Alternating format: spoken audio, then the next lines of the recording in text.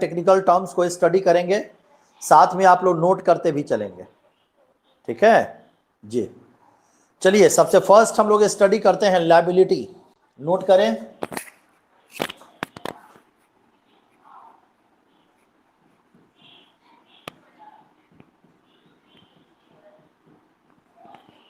Liabilities. Okay, note करते चले। The amount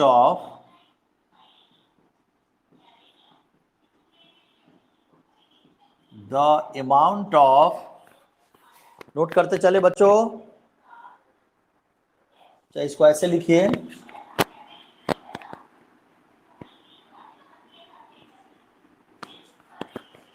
the amount that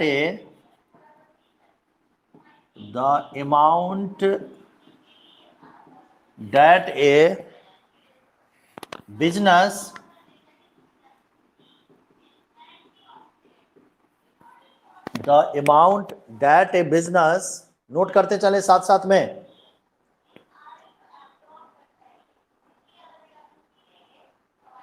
owes to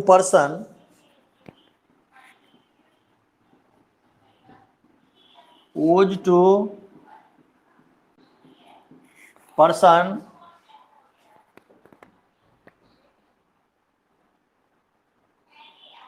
other than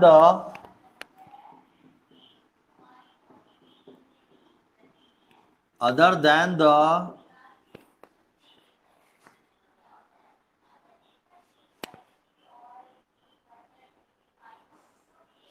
proprietor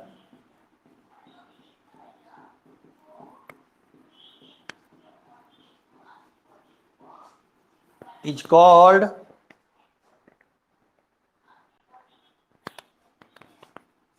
its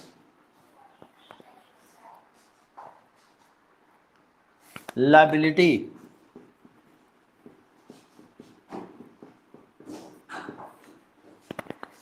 note करें बच्चों,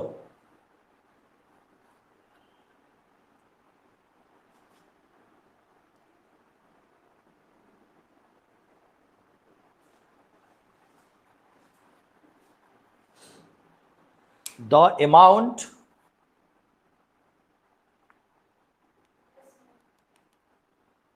मैंने क्या लिखवाया? ओके, मैंने लिखवाया आपको लायबिलिटी किसको बोलते हैं? हिंदी में इसको बोलते हैं दायित्व, ठीक है। आपके ऊपर जो कर्ज हो, बिजनेस का जो कर्ज है, the amount that a business owes to person other than the proprietor is called its liability, ठीक है। जब एक बिजनेस का मालिक अपने पैसे को छोड़ करके बिजनेस के लिए कोई भी पैसा बाहर से उधार लेता है, कर्ज लेता है, जिस पैसे को आपको आने वाले टाइम में उसको क्या करना होता है, आपको चुकाना होता है, ठीक है। That's called be a liability. Okay बच्चों, चैट करते रहेंगे जैसे मैं आगे बढ़ता हूं, ठीक है ना। और आपको जैसे ही कहीं से कोई डाउट लगे बस तुरंत चैट कीजिएगा, सर ये चीज जरा क्लियर कर दीजिए, ठीक है ना। ऐसे भी कहता है मैं हर टॉपिक के बाद आपसे पूछूंगा तो टाइम काफी लग जाता है, ठीक है ना। तो थोड़ा सा तरीका सीखना है ऑनलाइन क्लासेस करने का। मैं बढ़ता जाऊंगा, जहां भी आपको डाउट लगे तुरंत मुझे रोकिएगा, चैट कर दीजिएगा कि सर या वॉइस पे आके बता दीजिएगा कि सर इस चीजों को एक बार और करवा दीजिए, ठीक है ना। ओके, चलिए एक हमारे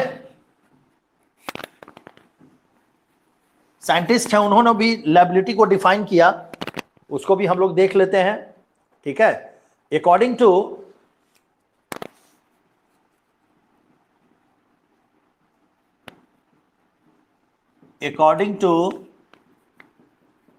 फिनी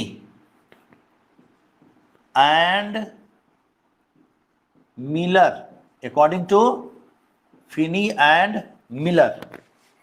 ठीक है। फिनी एंड मिलर नाम है, ठीक है ना। देखिए liability are debts,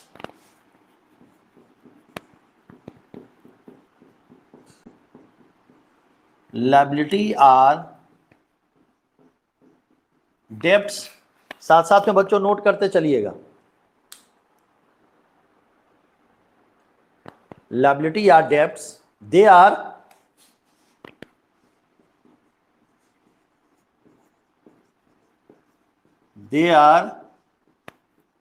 amount owed to creditors,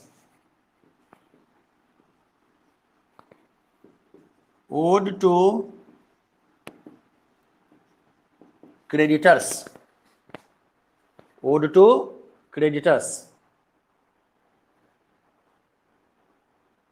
और भी हम सिंपल वर्ड्स में इसको एक्सप्लेन करते हैं। In simple words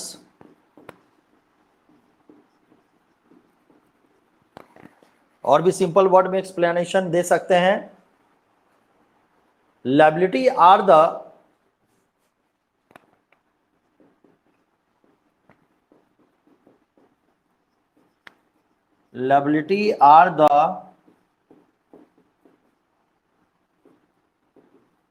obligation of, note करते चले बच्चों, डेब्ट that a business, obligation of डेब्ट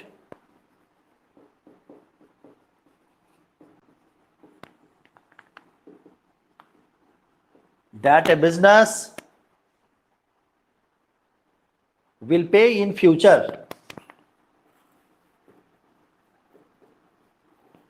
will pay in future। Note करें बच्चों।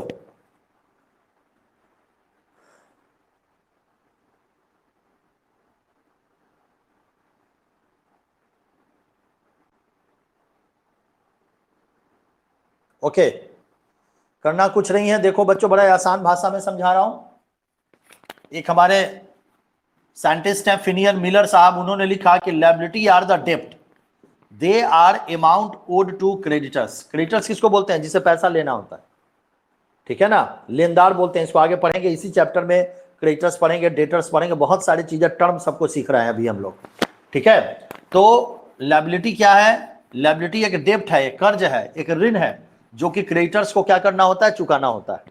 क्रेडिटर्स दैट मीन्स कि जब आप किसी से उधार सामान लेते हैं तो आप उसको क्या करेंगे? पेमेंट करेंगे कि नहीं करेंगे? पेमेंट करेंगे उसको, ठीक है।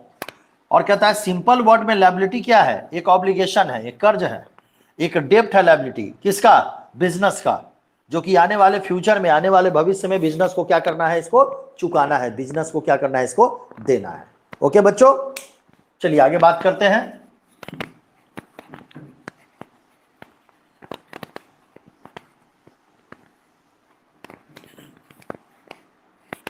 लायबिलिटी बच्चों दो तरीके का होता है। जैसे एसेट्स था ना, 2 टाइप्स का, इसी तरह से लायबिलिटी भी कितने तरीके का होता है? 2 टाइप्स का होता है। ओके, एकदम नोट करते चले बच्चों। First is the non current liability.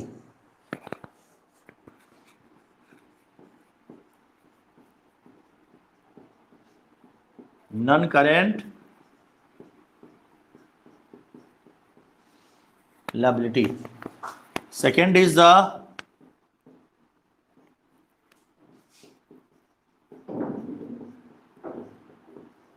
current liability. Second is the current liability. Note करें बच्चों।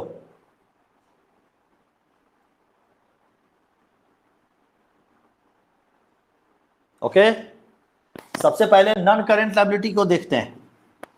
नॉन करेंट लायबिलिटी हम कहते हैं किसको है?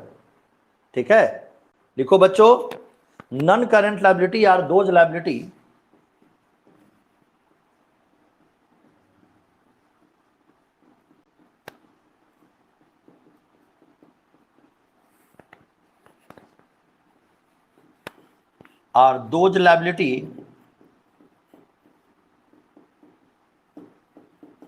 साथ में लिखते चले बच्चों। Non current liabilities are those liability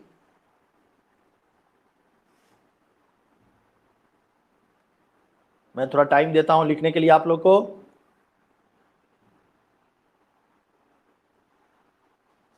which are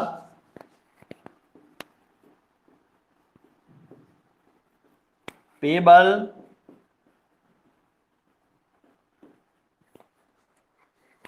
which are payable in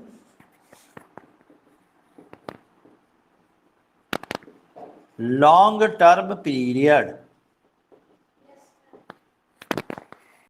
which are payable in long terms period. Note करें बच्चों,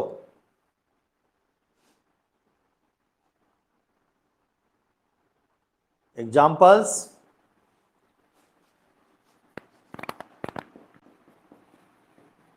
लॉन्ग टर्म लोन, डिवेंचर, अभी लिख लें, इसको बाद में समझेंगे हम लोग।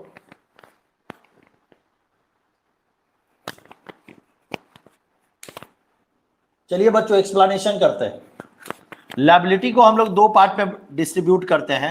One is the non current liability, second is the current liability.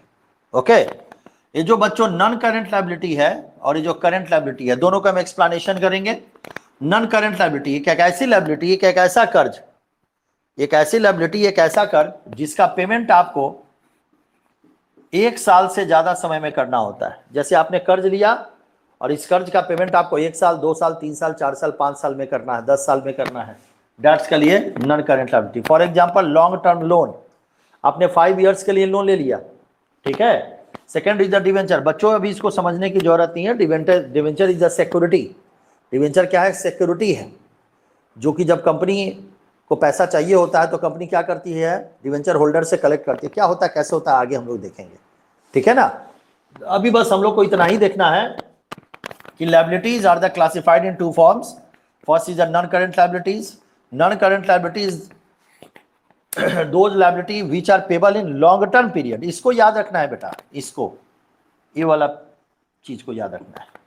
ये एक ऐसा कर्ज जिसका पेमेंट हमको लंबे समय तक के लिए करना है, that's called be a long term liability. Okay okay, चलिए बच्चों जल्दी फटाक से नोट कर लीजिए।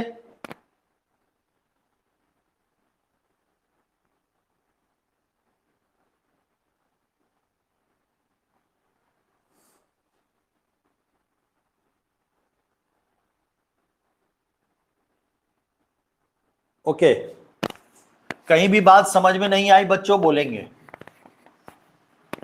मैं बहुत आसान भाषा में आपके सामने सारी चीजों को रख रहा हूं।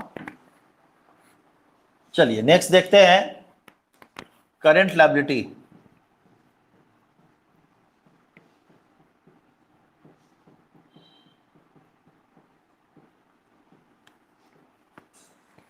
Okay, current liability. Current liability को बच्चों हम लोग शॉर्ट टर्म लायबिलिटी के भी नाम से जानते हैं, और नॉन करंट लायबिलिटी को लॉन्ग टर्म लायबिलिटी के भी नाम से जानते हैं। शॉर्ट टर्म लायबिलिटी,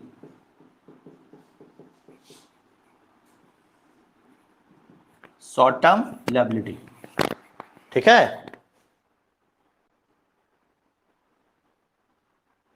नोट करें, current liability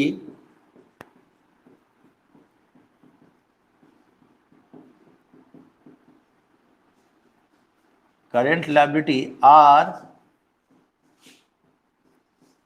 those liability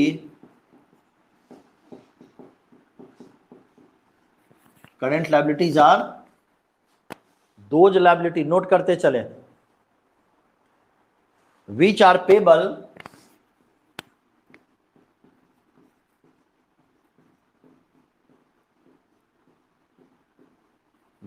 payable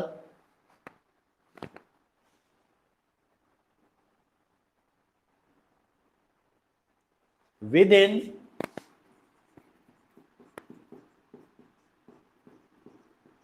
short period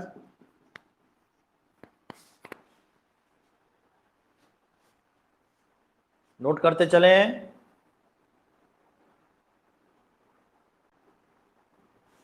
और within वन, देखिए मैं क्या लिख रहा हूं, one accounting period, one accounting period. कहने का क्या मतलब है बच्चों? इस करंट लायबिलिटी को हम लोग क्या बोलते हैं, शॉर्ट टर्म लायबिलिटी भी कहते हैं, ठीक है।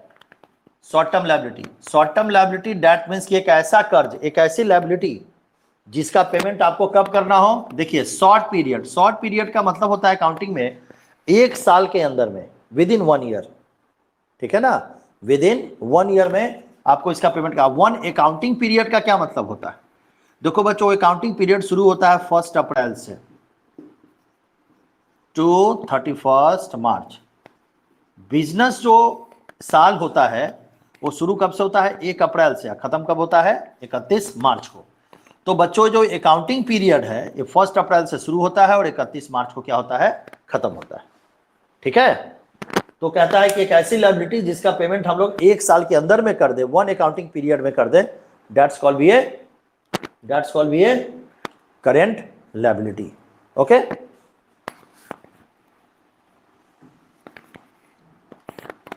एग्जांपल्स,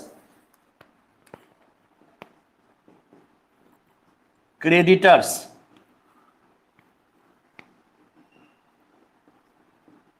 बिल्स पेबल, सब सीखेंगे आगे जाकर के क्या होता है। Outstanding expense,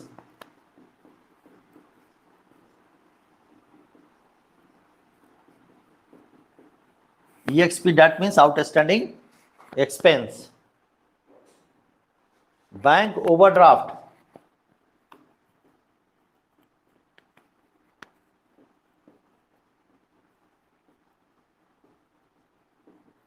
short term loan,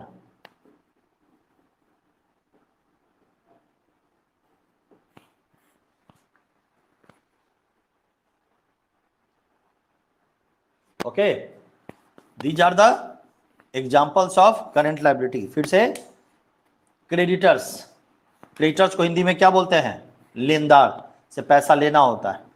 bills payable, एक ऐसा बिल जिसका पेमेंट आपको करना होता है। इसको ज़्यादा अच्छे से समझने के लिए एक चैप्टर ही है 11th क्लास में जिसको हम लोग बिल ऑफ एक्सचेंज के नाम से जानते हैं। आउटस्टैंडिंग एक्सपेंसेज, एक ऐसा एक्सपेंस, एक ऐसी लायबिलिटी, एक ऐसा खर्च जो कि आउटस्टैंडिंग मतलब खर्च हो गया है लेकिन अभी किया नहीं गया। बैंक ओवरड्राफ्ट, जैसे कोई बैंक अगर है, बैंक में आपके पास बैलेंस कम है पैसों का और आप ज़्यादा पैसा कलेक्ट करना चाहते हैं, that's called be a bank overdraft. तो बैंक क्या करता है, आपके अकाउंट को ओवरड्राफ्ट फैसिलिटी में चेंज कर देता है। आपके बैंक को क्या करता है, ओवरड्राफ्ट बना देता है। ओवरड्राफ्ट बनाने से क्या होगा, आपके अकाउंट पे कम पैसे होंगे और आप ज़्यादा पैसा बैंक से क्या कर सकते हैं, कलेक्ट कर सकते हैं, ठीक है। और जब आप चेक बैंक में जमा करेंगे अपना, तो आपको उस बैंक के चेक को क्या करना होगा, पेमेंट बैंक के अकाउंट को करना पड़ेगा।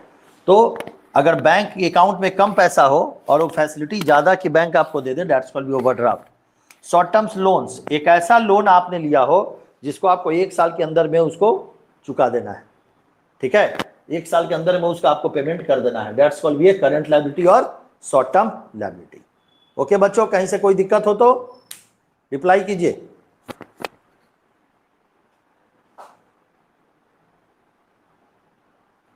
देखो काजल, बैंक ओवरड्राफ्ट जो होता है उसमें क्या होता है कि जैसे मान लीजिए आपके बैंक अकाउंट में, ठीक है, 10,000 रुपये, ठीक है, और आप करेंट अकाउंट होल्डर हो। आपको बताएंगे कि बैंक में बहुत तरीके का अकाउंट खोला जाता है।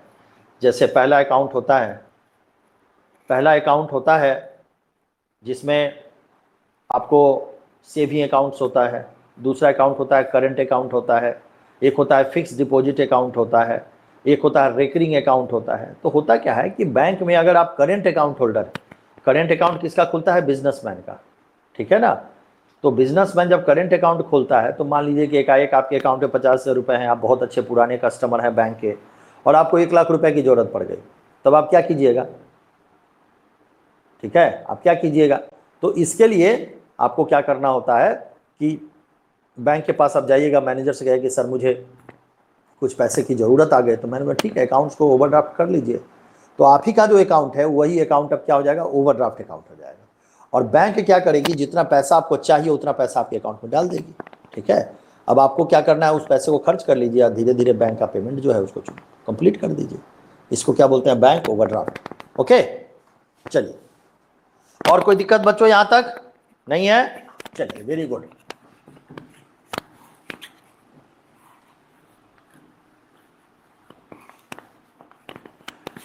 अब आगे बात करेंगे, ठीक है, ऐसे ही से टेक्निकल टर्म्स की बात करेंगे आगे।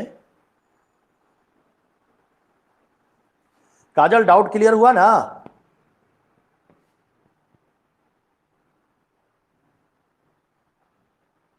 चलिए अगला जो टर्म बात करेंगे वो बात करेंगे एक्सपेंस।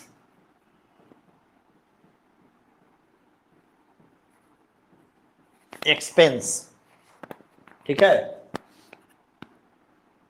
एक्सपेंस। एक्सपेंस को जनरली हम लोग खर्च के नाम से जानते हैं, ठीक है ना। एक्सपेंस को किस नाम से जानते हैं? खर्च के नाम से जानते हैं। जनरली आप लोग यही समझते होइएगा कि चले गए दुकान में, गए कोई सामान खरीदा तो हमारा क्या हो गया? एक्सपेंस हो गया, खर्च हो गया। लेकिन नहीं बच्चों, अकाउंटिंग में सब चीज़ों को डिफाइन किया गया है और ये जरूरी है कि एक एक वर्ड को हम समझें, ठीक है ना। चलिए बच्चों बात करते हैं। लिखिए द अमाउंट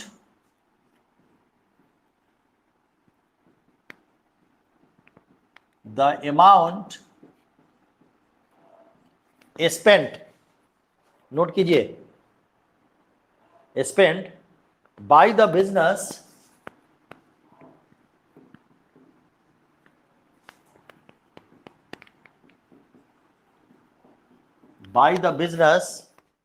नोट करते चले बच्चों, to earn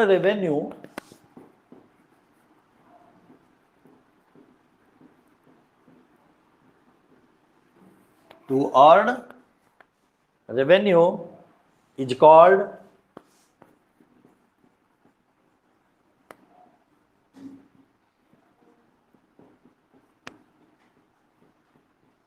expense.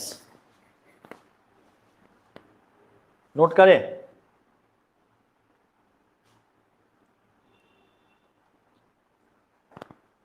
Examples, salary,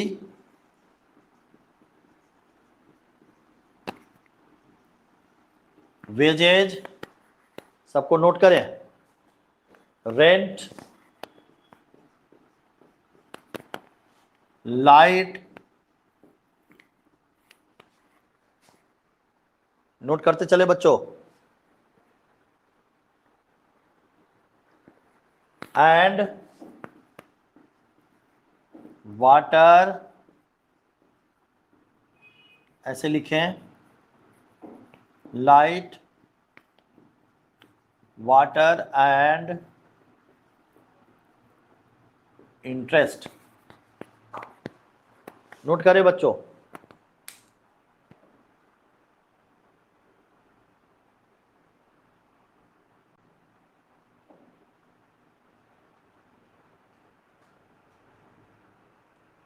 okay. चलिए आगे बात करते हैं। मैं बात कर रहा हूं the amount spent by the business to earn revenue is called expense. देखिए दो बच्चों, दो बातें आई यहां पर।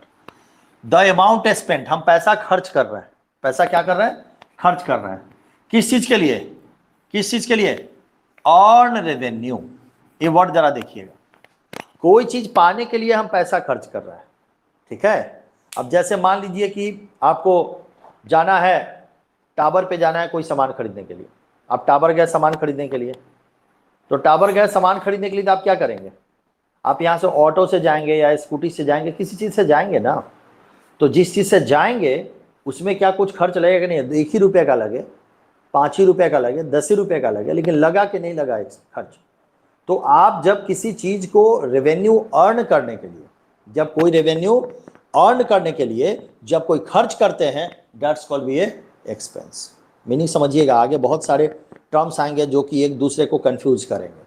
जैसे एक्सपेंस, एक्सपेंडिचर, ठीक है, दोनों में आपको अर्थ समझ में नहीं आएगा, लगेगा कि यार दोनों तो एक ही चीज़ें हैं, लेकिन बच्चों दोनों अलग अलग चीज़ें हैं, ठीक है।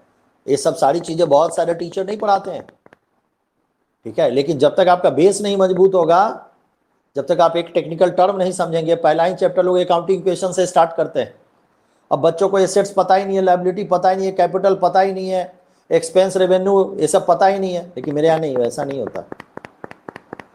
मेरे यहाँ जितने पुराने बच्चे पढ़े हुए हैं, मैं बच्चों एक एक वर्ड लेकर के चलता हूँ, पूरी किताब पूरी बुक मैं पढ़ाता हूँ बच्चों को, एक एक प्रैक्टिकल, एक एक इलस्ट्रेशन, सारे एनसीईआरटी के क्वेश्चन सॉल्व करने हैं। तो जरूरत है कि सबसे पहले नींव मजबूत करो, ठीक है ना। जब तुम्हारा नींव मजबूत हो जाएगा उसके बाद में आपको किसी तरह की कोई दिक्कत नहीं होगी। तो ये टेक्निकल टर्म सबको सीखना है, आज सब में देखना है वर्ड है क्या, ठीक है ना। बच्चों को बता दिया था, बाद में कहते सर एक्सपेंडिचर तो वही हो गया, एक्सपेंस वही होगा, नहीं, अकाउंटिंग में दोनों अलग अलग वर्ड है, देखेंगे आगे, ठीक है। तो एक्सपेंस क्या हुआ हमारा, जब कोई भी रेवेन्यू अर्न करने के लिए, बच्चों क्या करने के लिए, रेवेन्यू अर्न करने के लिए जब कोई भी पैसा हम खर्च करते हैं, that is a expense. For the example salary, किसी को आप वेतन दे रहे हैं, ठीक है, तो वेतन इसलिए दे रहे हैं कि आपको कुछ बेनिफिट देगा।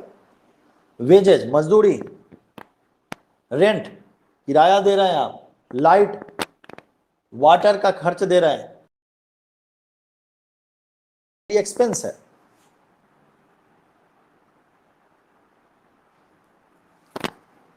आगे बात करते हैं बेटा, सब टर्म बात करेंगे, रेवेन्यू भी बात करेंगे, ठीक है ना, सारी चीजें बात करेंगे, ठीक है। आप लोग थोड़ा बता दीजिए, थोड़ा बीच में इंटरनेट में आना स्टेबल हो गया था, तो बता दीजिए कि audio and video quality is very good, chat कर दीजिए।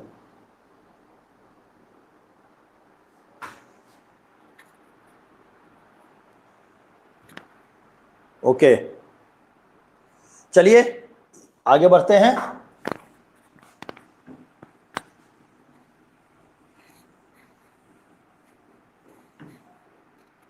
नेक्स्ट टॉपिक देखते हैं बच्चों।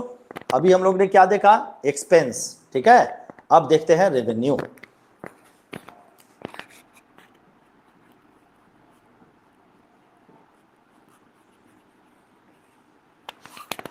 रेवेन्यू को हिंदी में बोलते हैं आगम। क्या बोलते हैं रेवेन्यू को, आगम।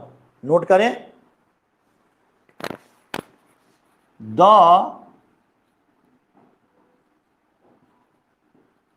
इनफ्लो, दम बच्चों नोट करते चले, ऑफ एसेट्स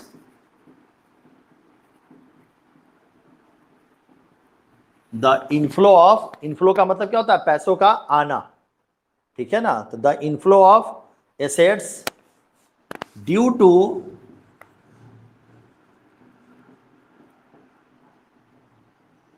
एक्सचेंज ऑफ, देखिए कितना अंतर है वर्ड में, goods and services, goods and, note करते चलिए, is called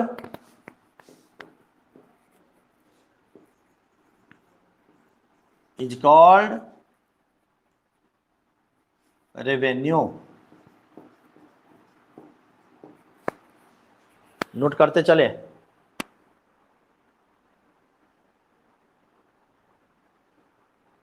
is called revenue.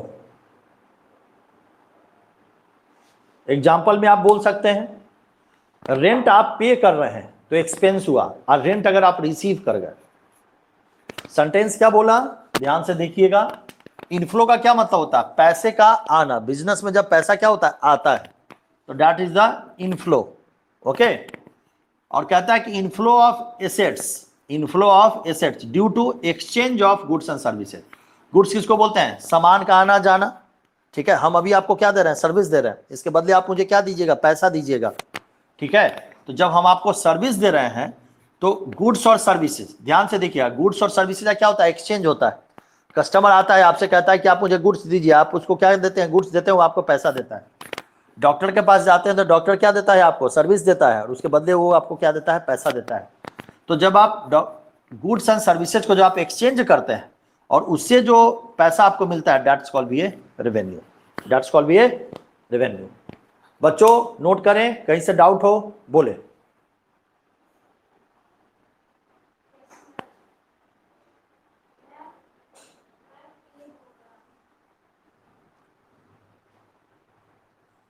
चलिए ओके, जब भी कहीं कोई डाउट हो एकदम बोलते, मैं एकदम आसान भाषा में आपके सामने सारी बातों को रख रहा हूं।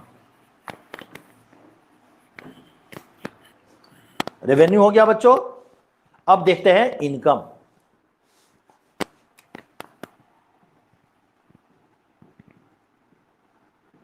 इनकम। ओके, चलिए देखिए, income is the profit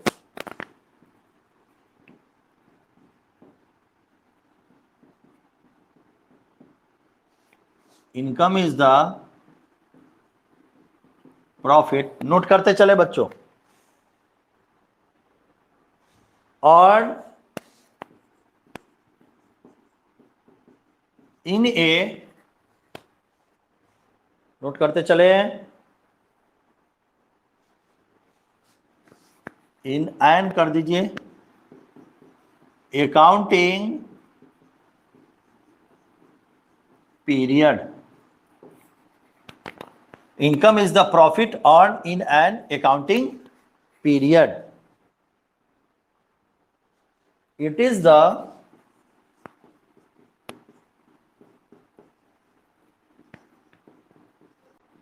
difference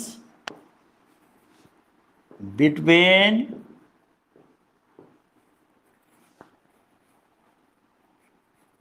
revenue and expense। Note करें बच्चों,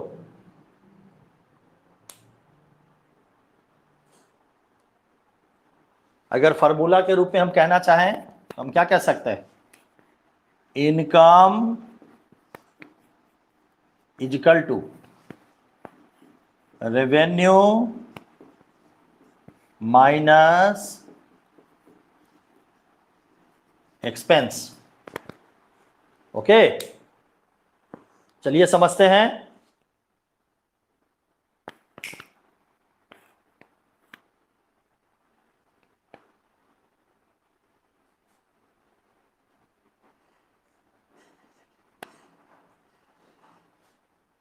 नोट कर लिए,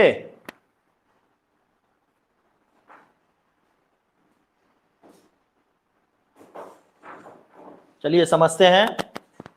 income is the profit, income क्या है, प्रॉफिट है, लाभ है, earn in an accounting period किसको बोलते हैं, अभी मैंने आपको समझाया, एक साल का वह पीरियड जो कि 1 अप्रैल से शुरू होता हो और 31 मार्च को खत्म होता हो। एक ऐसा पीरियड बच्चों जो 1 अप्रैल से शुरू होता है 31 मार्च को खत्म होता है, that's called be accounting period. Okay, तो एक ऐसा लाभ जो कि अकाउंटिंग पीरियड एक साल के अंदर में हमको प्राप्त होता हो, that's called be income. Okay, ये कैसे प्राप्त होता है, डिफरेंस बिटवीन रेवेन्यू, रेवेन्यू का मतलब आय जो आया और उसमें से जो खर्च हुआ, जो भी रेवेन्यू आएगा इसमें से जो खर्च है इसको माइनस कर दीजिए तो क्या मिल जाएगा, इनकम मिल जाएगा। ओके बच्चों, चलिए आज के लिए इतना ही रखेंगे, ठीक है। कल के क्लास में से आगे और भी कुछ टेक्निकल टर्म्स हैं उसके बारे में बात करेंगे, ठीक है। तो इनको आप पढ़िएगा, जब चैप्टर जैसे ही खत्म होगा वैसे मैं सारा पीडीएफ आपको, मेरा जो नोट्स है वो मैं भेज दूंगा। कल से बच्चों मैं बीएसटी स्टार्ट करूंगा, ठीक है। कल से आपको बीएसटी की पहली क्लास में दूंगा, ठीक है। ओके, आज के लिए थैंक यू।